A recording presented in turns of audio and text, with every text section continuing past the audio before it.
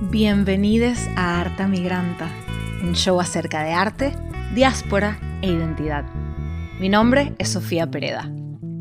Lina Salis y yo tuvimos el gusto de compartir una residencia artística, nuestros talleres, uno al lado del otro, durante el verano del 2025, en la casita amarilla de la New York Latin American Arts Triennial, en Governor's Island, en Nueva York. Durante una tarde de domingo, la brisa soplando fresca por la ventana de su estudio, grabamos esta conversa. Bienvenida Lina Salis Rengifo a Arta Migranta. Lina es una diseñadora multidisciplinaria que explora prácticas ancestrales a través de lo doméstico, resignificando el concepto hogar. Así es, muchas gracias por tenerme aquí, Sofi. Un gusto, muy feliz, muy emocionada. Muy emocionada que además estamos hoy en tu estudio en la casa de NYLAT, en Governor's Island, the New York Latin American Arts Triennial. Así es, también muy feliz de que las dos estemos haciendo esta residencia, hayamos coincidido. Sí, además el día está bellísimo, hay fresquito, está como perfecto para conversar. Sí, el viento, silencio. Cuéntame, ¿cuál fue tu primera aproximación al arte? Wow, creo que puedo decir desde muy pequeña, las memorias más fuertes que tengo son todas las relacionadas como a las texturas, más que todo, como al tocar, al material. Me acuerdo mucho de pequeña estar en el jardín de niños y estar jugando con la pintura, pintando paredes. Luego ya fue evolucionando más a lo largo de mi vida y me interesé mucho por diferentes cosas artísticas, exploraciones artísticas como vitrales, tejidos, cerámica, plastilina. ¿A todo esto tuviste acceso en tu educación formal? Porque ayer puede decir que sí, un poco. Ok, porque ayer estábamos conversando un poco que estuviste como un colegio en Bogotá que también tenía unas prácticas poco convencionales, ponele. Sí, creo que también fue mucho del parte del colegio, aunque igual el colegio nunca fue orientado al arte en sí. Sí teníamos clase de arte y era mi clase favorita, entonces era más... Desde ahí yo empecé como a explorar también desde mi lado. Entonces era un poquito intersección de escoger estas clases y lo que me enseñaban, y eso ya me jalaba más a investigar más, y pues de pequeña era más como querer seguir haciendo y seguir haciendo. Entonces, ¿cómo fue evolucionando eso alrededor de tus años formativos? Creo que empezó mucho, y ahora que lo reflexiono, siempre tenía que ver con el querer dar, como de regalar algo hecho por ay, mí. ¡Qué lindo! Me encanta. Entonces, siento que nació ahí. Nunca era solamente para mí, sino todos los regalos, cumpleaños de amigas, de mis papás, siempre era algo hecho por mí. Luego las tareas también era, o sea, mis cuadernos no, o sea, la investigación, pero todo como muy crafty, muy decorado la cosa. Amo. Y ya luego pasó... Ya cuando dices como que voy a estudiar, el arte sí ocupaba como un gran espacio, pero para mí nunca era el arte per se, sino que era más querer diseñar algo específico, como irme al crear objetos, crear dispositivos que pudieran ser usados como por mí principalmente, pero también ver como qué más se podía hacer. ¿Qué clase de dispositivos te interesaban en ese momento? Creo, y que todavía pienso que lo veo así. En ese momento eran más como muebles, cosas de la casa, lugares en donde pudiera sentarme y sentirme cómoda, pero también una cosa lleva a la otra, y también me llevó a querer habitar el espacio y querer estudiar arquitectura también.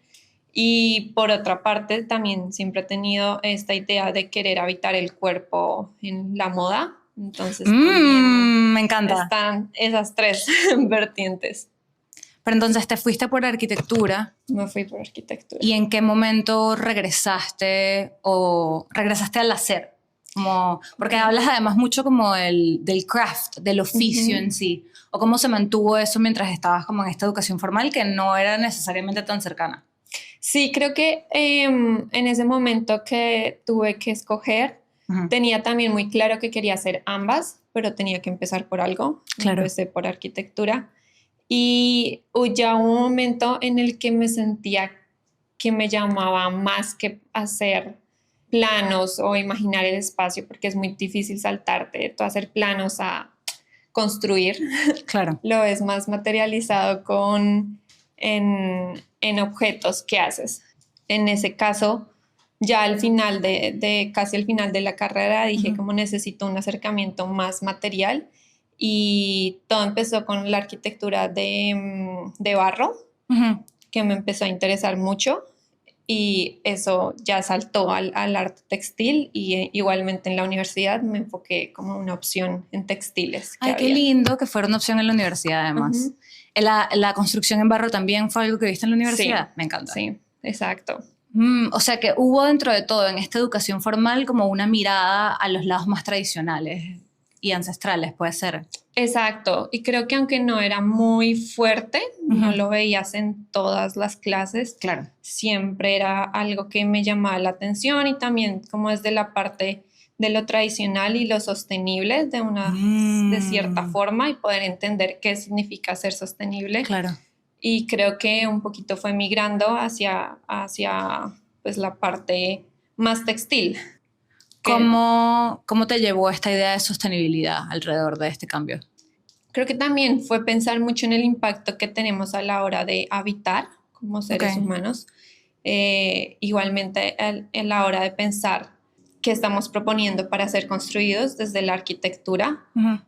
Ver que hay cosas que ya existen y que se pueden utilizar y pensar también como en los sistemas circulares de qué impacto tiene el querer implantarse en un lugar.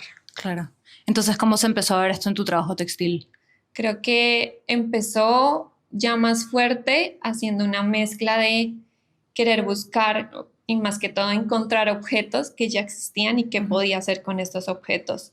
Cuando empiezo a explorar la arquitectura de barro en la universidad, me doy cuenta que al final de todo es la misma tierra la que te sostiene pues tu espacio y empieza como una amalgama de, no sé, de coleccionar cosas que se puedan unir y también empezar a construir como en bloque. Fue como mi primera mirada de una vez.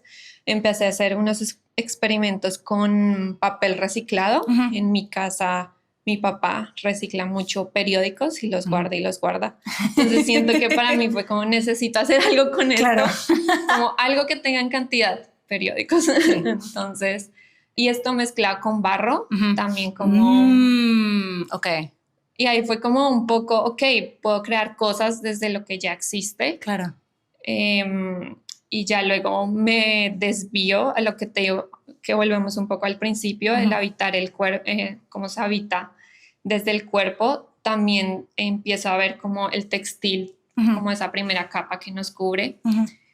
Y empiezo a ver también como en el fashion un poco de esto también, exploración textil.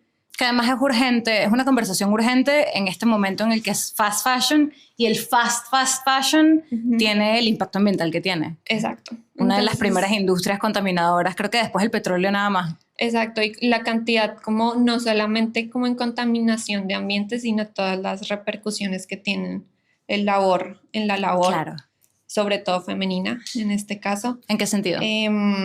Las grandes manufacturas de ropa han sufrido muchas crisis por las pésimas condiciones laborales. Sí. En que se han es verdad, claro, y son sobre todo mujeres. Exacto. Claro. Entonces, creo que ahí también empieza una exploración textil y ahí es donde me encuentro también con estas ganas de querer aprender más sobre el origen o más las raíces de Colombia, de donde vienen los diferentes artes textiles. Creo que también desde pequeña tengo muchos recuerdos de ir a estas ferias de artesanías, que para mí era increíble ver todos los materiales, colores, y es un poco volver a estas memorias y traerlas y decir como, ok, ¿qué es de dónde vienen los materiales que veo alrededor mío? ¿Qué significa ser colombiana en un contexto textil? Entonces es mezclar un poco eso y ahí me encuentro con no sé, demasiadas formas textiles en las que Colombia ha explorado la materialidad. Y entonces creo que ese fue como un camino. ¿Cómo crees que esta búsqueda ha cambiado a partir de tu migración? Creo que se ha vuelto más fuerte en el sentido de querer arraigarme o conectar esas memorias a un lugar específico.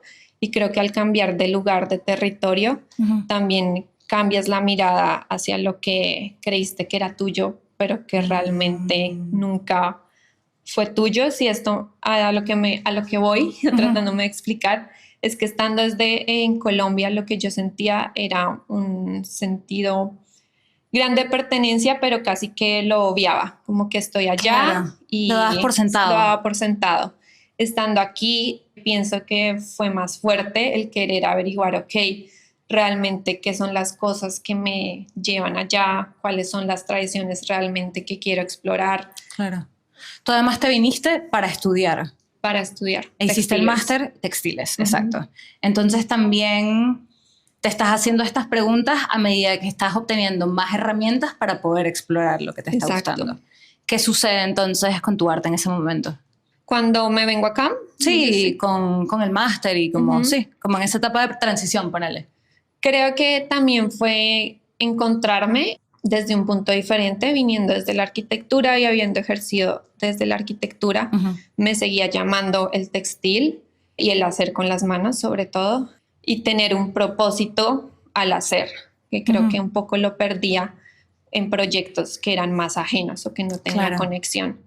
Creo que al entrar en este proceso de transición, que la maestría fue eso, también llegas un poco perdida porque no sabes qué es lo que vas a hacer y qué propósito tiene esto que estás haciendo. Me empiezo a topar también con una infinitud de materiales que hay acá, de cosas que todavía no sabes, aproximaciones y técnicas que no tienes ni idea, pero voy encontrando el lugar al que yo creo que estoy perteneciendo en este momento. Como tu lugar de enunciación. Exacto. Y creo que eso lo encuentro a través de materialidades que han migrado también acá. Entonces, creo que fue también a partir de eso. Que además está ligado con el proyecto que estás haciendo en este momento con los sacos de café. Sí. Vamos a hablar un poquito de eso. Cuéntame en qué estás trabajando ahorita. Ok. En este momento, bueno, mi trabajo también ha dado como un giro más enfocado hacia descoser esas memorias o descoser un elemento que ya tenía una vida propia y volverla en diferentes objetos. En este caso, pues nada, la historia con el saco del café. Un día me encuentro caminando por un café muy, muy famoso, porque es colombiano y también es como de dueños de acá, de Nueva York. Claro. Entonces es como este lugar al que tú vas y dices, esto es café colombiano, me sabe. Y ya cuando me iba yendo, me encuentro con un costal, nosotros le llamamos a estos sacos de café donde lo exportan, en la basura. Y como que eso me entró como al corazón, como... Sí. Y no, ahí como que los empiezo a recolectar y me pongo muy feliz y digo como necesito hacer algo con esto. Claro. Y creo que mi primera forma de entender algo es dándole vuelta a todo, como descoserlo, como llegar hasta la mínima partícula, a ver de esa mínima partícula qué puedo empezar. Como lo más básico de su materialidad. Exacto, exactamente. Que es muy diferente a trabajar con un material que tú cultivas específicamente para eso, porque ya como que vas dirigiendo el propósito del material. Que en este caso los costales, pues es una gran industria colombiana que está hecha para eso. Y que además en masa está hecha. Es en masa, ajá. Y bueno, hay un poquito de la historia de este costal, es que también está hecho de una fibra que se llama fique, es la fibra nacional de Colombia. ¡Ay, qué lindo! Es una fibra, de hecho, muy resistente a los cambios climáticos. Bueno, para que lo hayan usado para café tiene que ser... Entonces conserva muy bien la humedad, todo como temperatura perfecta para el grano y que realmente si lo piensas ha migrado a diferentes países alrededor del mundo. Que ya debe estar en todo el mundo, en verdad. Exacto. Entonces para mí como un poquito después de haberlo encontrado y empezar a investigar me encuentro también con que esta fibra es no solo la fibra nacional de Colombia, sino una fibra que usaban los indígenas también para hacer diferentes textiles que les servían de uso diario, ya sea como ropa, hamacas, cestas, bueno, muchas cosas. Y es también entender un poco ese proceso de descolonización que se como que puede también llegar a ver al descoser algo con un propósito y volverle a dar como una vuelta. Entonces, desindustrializarlo también. Sí, también. Y volverlo como un poco más a la cotidianidad, creo. ¿Cómo has traído entonces estas tradiciones artesanales al proyecto? Bueno, creo que todo también empieza desde entender los procesos, diferentes procesos. Mi cabeza también funciona mucho desde hacerme preguntas de cómo funciona todo, qué puedo hacer. Y también funciona un poco con este tipo de collage de diferentes técnicas. No puedo identificarme como una persona que tiene cercanía con técnicas ancestrales per se o por familia, por herencia. Más bien las fui aprendiendo a lo largo de este estudio. Pero, y es algo que he venido hablando también en el podcast, que precisamente por la colonización, una tradición y como una práctica que probablemente hubiera estado mucho más cercana a ti, o sea, sin esta distancia, es más bien como querer acercarte a esas raíces que inevitablemente están ahí, porque, marica, eres colombiana, o sea, como que se te ve lo colombiana en la cara, ¿sabes? O sea, no es que... Y creo que inevitablemente el fenotipo nos delata y es la forma más inmediata de entender esa relación ancestral, que nada más porque no haya estado presente como en nuestra línea familiar inmediata no quiere decir que esa conexión entre nosotros no exista. Exacto, entonces era más como buscarla, tratar de buscarla y cómo la busco a través del arte, de lo que hago. Claro.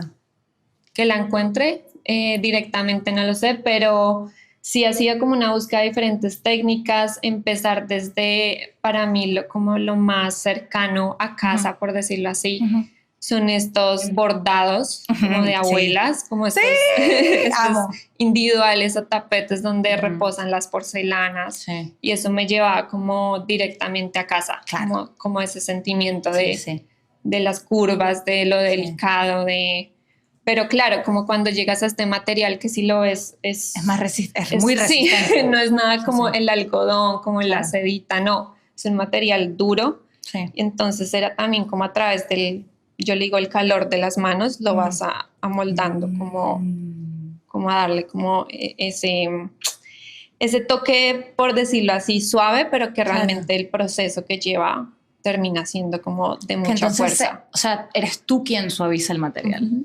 Eres tú quien lo hace suave y dentro de todo lo integra a esta casa y a esta cotidianidad.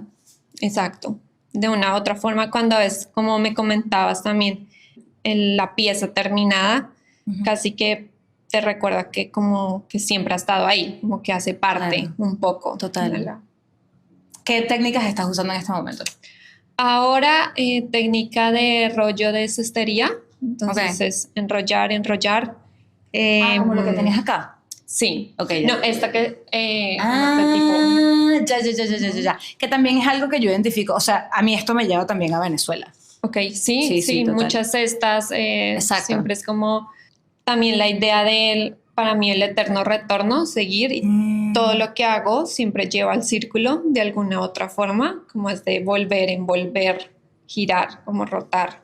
También hay mucho telar. La pieza que tenemos atrás es una ruana. Claro, ya veo. Toda fue tejida en telar. También esa fue una técnica que aprendí aquí. ¿Este lo hiciste aquí?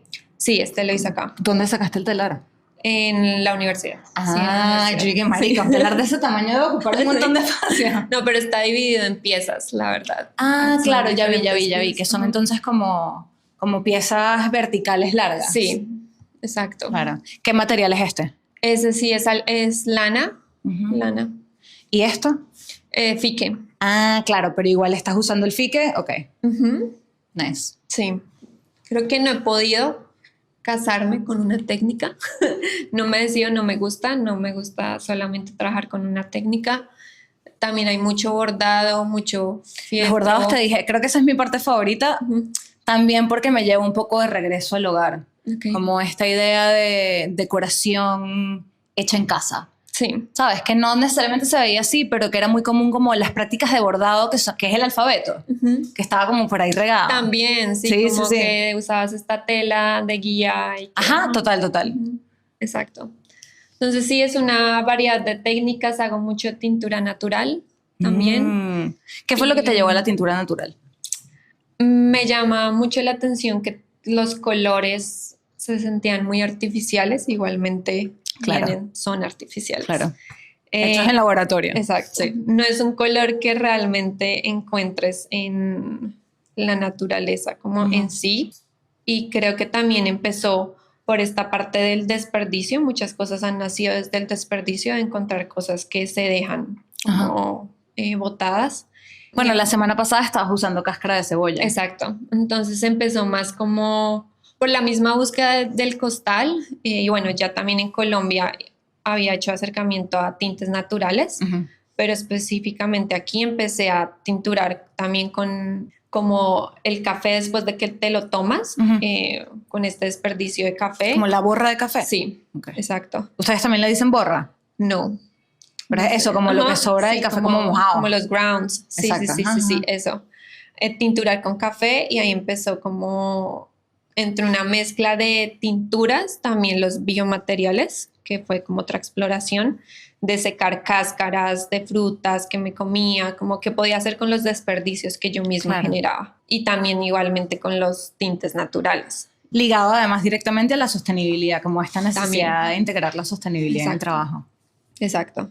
Y nada, con la cáscara de cebolla me parece muy bonito. Los proyectos que he hecho también han sido internalizando como heridas del país, heridas de la infancia más asociadas, y como esa analogía que te da la cebolla de que te hace llorar, como las lágrimas, para mí ha sido un poco como reflejar eso en los proyectos que he hecho.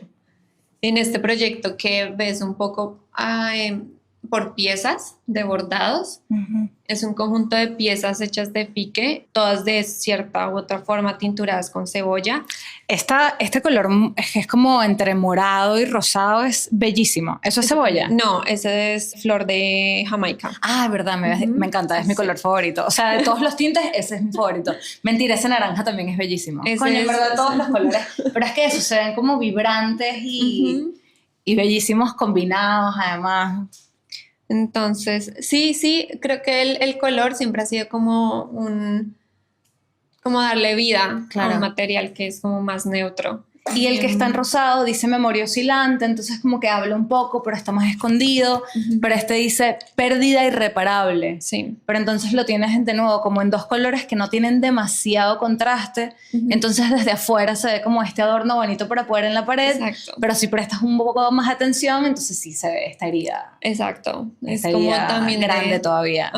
Sí. Entonces ahí creo que ya es una conexión más como a tratar de vincular cómo crear espacio a través del textil, y espacio en este caso, esta obra es más de crear un lugar seguro para víctimas del conflicto. En Colombia en específico fue creado también desde la herida del secuestro en un familiar de mi familia, un tío mío, perdón, y como a través de las experiencias de esa desaparición de diferentes miembros de mi familia, pude recolectar también como todas sus voces y tratar de generar desde allí un espacio textil donde cada una de las piezas da como vida a una persona. Entonces también arma como un espacio de el diálogo. Es un poco. El arte solo puede perdurar en el tiempo con el apoyo de quienes la aman. Entonces, habiendo dicho esto, si ustedes aman Arta Migranta, hay dos formas en las que me podrían apoyar. La primera es diciéndole a todo el mundo. O sea, a sus amigues, a su tía. ¿Saben a quién le va a encantar Arta Migranta? A la tía Magali. Y la segunda, y no menos importante, es con su apoyo económico. Pueden ir a la página web artamigranta.com y suscribirse con unos dolitas que no enriquecen ni empobrecen a nadie. Y también, bueno, si tienen un negocio y le quieren hacer publicidad, pónganlo acá en el show. Me dan unos churupitos, ¡boom! Publicidad en Arta Migranta. ¡Wow! Bello, nos encanta. Fin de los anuncios parroquiales. Seguimos con el show. Volvamos un poco, me interesa mucho de tu trabajo, esta construcción de la casa o del hogar. Habías dicho además que podía ser un lugar de resistencia, como para definir y entender lo femenino. ¿Podríamos hablar un poco más de eso? Sí, para un poco como lo que venía investigando es estas materialidades y estos objetos que definen lo que hace un hogar para ti. En este caso, empezando desde lo personal, empiezo con la definición de hogar desde este espacio que en lo ideal te abraza y es refugio. O cuando buscas la comodidad de sentirte en un lugar seguro. Para mí esa es más como definición del hogar que he buscado siempre y que he tenido. Entonces creo que también la casa para mí se relaciona con el cuidado del ser que lo habita. Uh-huh. Y creo no, esta tarea siempre ha estado ligado a la mujer. Uh-huh. La mujer como cuidadora y la que da vida. Entonces encuentro también un paralelo con el hogar y con la mujer, conectada con esa idea o ese rol que tradicionalmente se ha visto principalmente representado en la mujer. Claro, que además incluyes la cocina en tu proceso, que también sí. Ha sido un espacio habitado por mujeres sobre todo. Exacto. Creo que también viene de memorias ligadas a la construcción de familia uh-huh. que he tenido. Desde estar rodeada de muchas tías, de mujeres sobre todo. Amamos a las tías. Amamos a las tías. Y donde el lugar de conversación siempre fue la cocina, porque al fin y al cabo las mujeres pues hemos y han tenido que sostener las familias dándole también el cuidado a través de los alimentos, del cocinar. Entonces todo el momento como de charla siempre pasaba en la cocina. Claro. Y en la cocina es cuando para mí también se reflejan estas memorias del chisme, de generar como... Claro. Y el chisme es eso también como una forma de expresión uh-huh. de las memorias, ¿sí? Claro. De construcción de memorias. Entonces creo que también empieza como esa relación de en qué lugares me siento que estoy segura. Uh-huh. Y uno de ellos también, pues aparte de ser la casa, también es el acto de cocinar y el acto uh-huh. del diálogo a través del alimento y claro. de la nutrición y el cuidado también que esto representa. Que también va un poco de regreso a lo suave que habíamos hablado, que la cocina también es tomar todos estos materiales y convertirlos en una forma de cuidado también, que es una forma de suavidad. Exacto. Entonces hay como un proceso de transformación en todo esto. Habías hablado también un poco como el material, como un refugio. Uh-huh. ¿Cómo se siente eso en el cuerpo? Como que podrías elaborar un poco más acerca de esos conceptos. Ok, bueno, el material per se con el que trabajo, uh-huh. como te comentaba, es muy duro. No es un material tan cómodo al contacto con la piel. Uh-huh. Creo que por eso nunca ha estado visto directamente o nunca lo he concebido como estando directamente al contacto uh-huh. de la piel como abrigo en uh-huh. sí, pero sí como un abrigo que da sombras, calidez, que representa también espacialidades más cozy o como del sentido como de seguridad. Uh-huh. Y creo que en las obras que he hecho es esta idea de crear espacio, no directamente al contacto, sino también a la vista uh-huh. y más como el tacto no directo como abrigo, sino de percibir como diferentes estancias del material. ¿Cómo ha evolucionado tu sentido del hogar? Creo que a través del trabajo y además inevitablemente a través de la migración. Uh-huh. Esta es como una pregunta base casi uh-huh. en mi trabajo y es empezar a preguntarme para mí qué es hogar. Uh-huh. Una vez puede que sea un sentimiento también universal cuando migras de preguntarte para mí qué es la casa. Claro. Que además me parece curioso, o bueno, interesante, que para ti o en tu trabajo hogar y casa son sinónimos. Uh-huh. Que hogar es como un concepto más abstracto contra casa, que además es lo que estás hablando, de la espacialidad y de cómo se ve eso en lo físico, en el tacto y Sí. en lo cotidiano. Exacto. Sí, claro, eso también es tratar de encontrar estas definiciones que no son universales. También me he sentado mucho a pensar e indagar que el hogar no siempre es tu lugar seguro, o para muchas personas no ha sido el hogar seguro. Tal vez hogar también es una persona. El hogar también empieza a ser una comida, una experiencia específica. Entonces también es un poco tratar de construir espacio a través de las memorias, más como del espacio territorial físico. Entonces también al migrar, volviendo un poco a tu pregunta, esta definición del hogar ha dejado de tener directa relación con la construcción espacial y física de un espacio. Por ejemplo, decir mi hogar es Bogotá, donde yo crecí, la casa de mis papás, ya empieza a dejar de ser eso, y más el hogar son esas memorias que habité y que para mí me llevan a un lugar de refugio.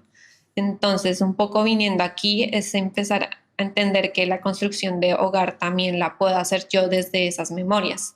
Claro. Y también desde mi trabajo es un poco como reconstruir esas memorias y hacerlas en físico. Claro. Y que además me parece también muy interesante el trabajo que estás haciendo ahorita, que estás pasando de obras que a lo mejor son más visuales / decorativas a obras que pueden ser funcionales en la casa, que habla también entonces de tomar el espacio y de cómo se ven esas memorias, pero integradas a la cotidianidad.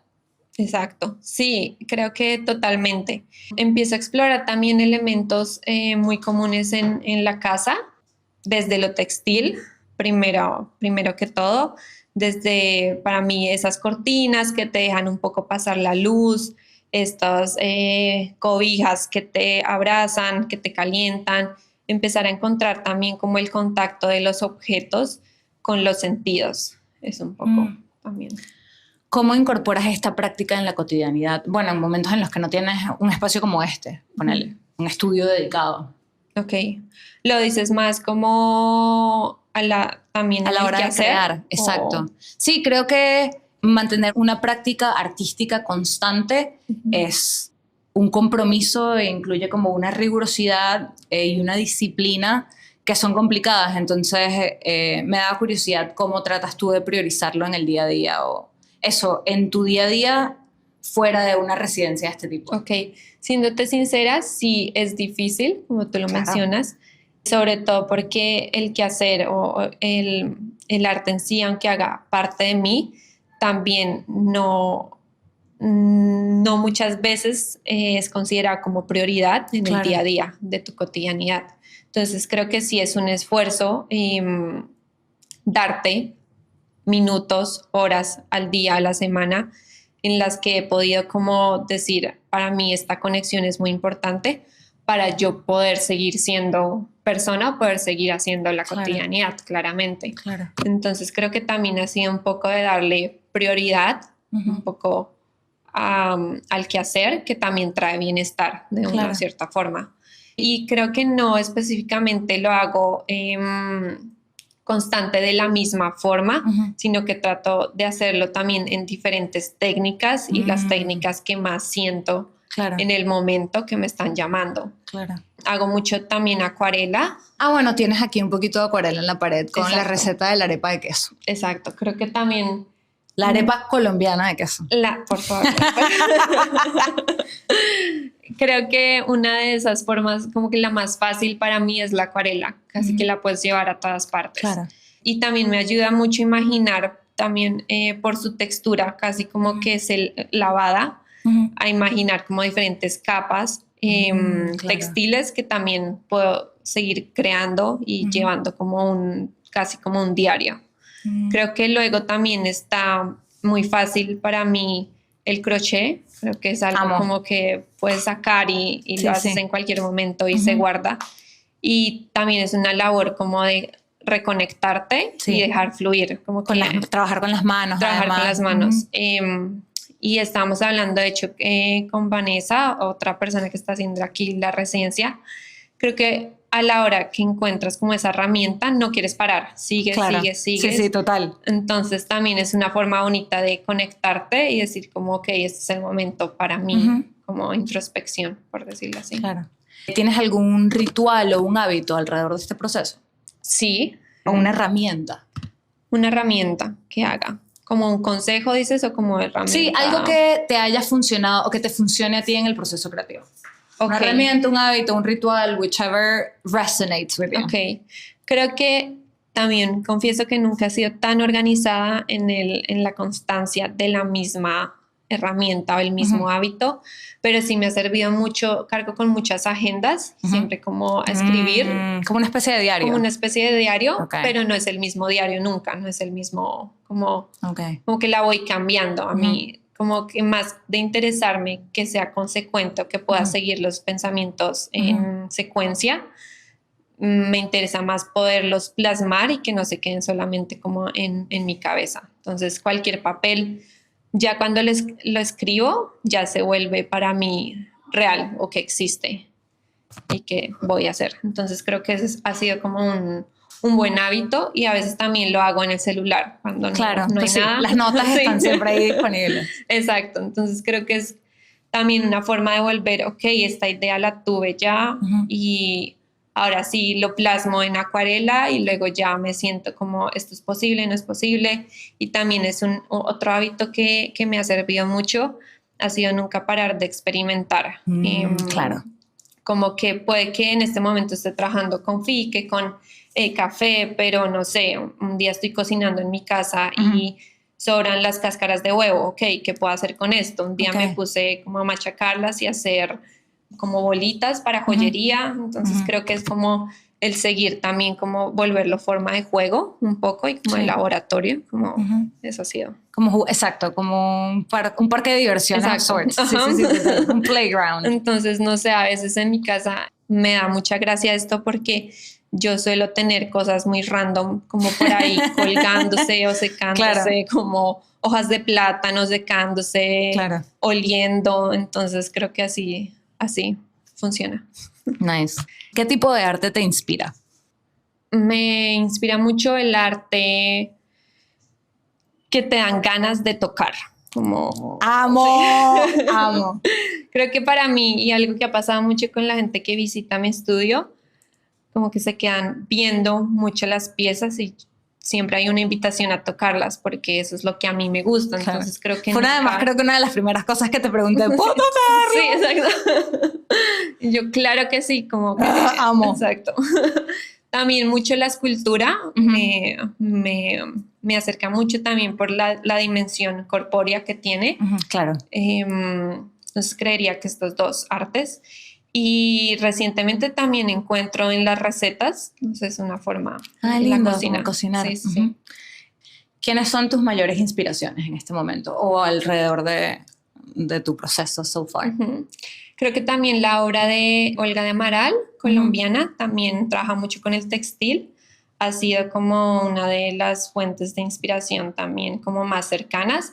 Encontrar sobre todo mujeres en el campo del arte en Colombia, como que sean reconocidas por su arte en grande y no por trabajos como de colaboración. Ha sido como muy importante tener este referente. Claro. También ella trabaja mucho a gran escala, que eso también implica como unas cualidades que usualmente no son calificadas como hacia la mujer, como de la fuerza del ocupar espacio. Creo que ella y Cecilia Vicuña también, como la conexión que ha logrado hacer evidente en sus obras con sus raíces, con las tradiciones de su país. Entonces creo que estas dos artistas en este momento me inspiran mucho. Y también al querer ocupar espacio. Creo que muchas veces cuando volteamos al habitar la casa, todo también se queda en pequeño en el espacio privado. Pero también estas ganas de ser más y abarcar más. Y es eso. Finalmente, mi amor, ¿de qué estás harta? Ok.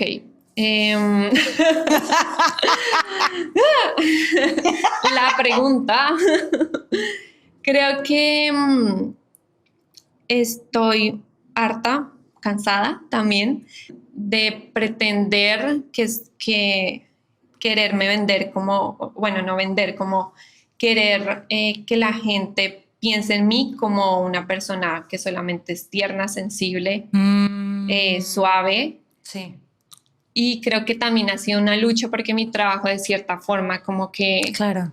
trabaja en las dos esferas. Entonces creo que también son esas ganas de posicionar el trabajo que aunque se lea suave, atrás, o sea, en superficie es así, atrás hay toda una fuerza como que sale. Claro. El trabajo precisamente de tomar algo duro y como difícil a lo mejor y hacerlo suave, hacerlo blando, que requiere una fuerza importante. Claro. Creo que entonces estoy un poco cansada de la lectura superficial del trabajo textil, por decirlo así. Está bien. Espero que esta entrevista entonces haya ayudado. Espero que sí. A quitar esa capa que sobra a lo mejor. Exacto, un poco. Que es casi como la cebolla. Sí, total. Un poco. Estás compuesta de capas, pero a la final es todo un organismo compuesto de miles de cosas que en sí es un individuo o un ser. Sí. Muchísimas gracias. Qué lindo conversar contigo. Qué lindo. Gracias, Sofi. Gracias por escuchar Harta Migranta. Si les gustó el episodio, compártanlo con sus amigues y suscríbanse en hartamigranta.com. Pueden conseguirnos en YouTube y donde sea que escuchen sus podcasts. También estamos en Instagram en @hartamigranta. Este podcast es una producción del colectivo Bollo Pelón. La edición es de Rodolfo Porras. La música es de Mafer Bandola. Natasha Rangel es la transcriptora. Y en el micrófono, Sofía Pereda. Hasta la próxima.